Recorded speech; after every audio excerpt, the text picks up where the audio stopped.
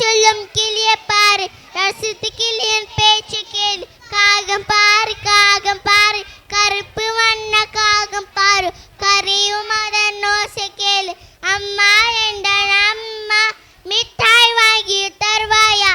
வேண்டாம் கண்ணே வேண்டாம், வீட்டில் உணவு உள்ளது, காய்கள் பழங்கள் சேர்ந்தது, பார்த்து ருசியாக சமைத்தது, உண்டால் உண்டலுக்கு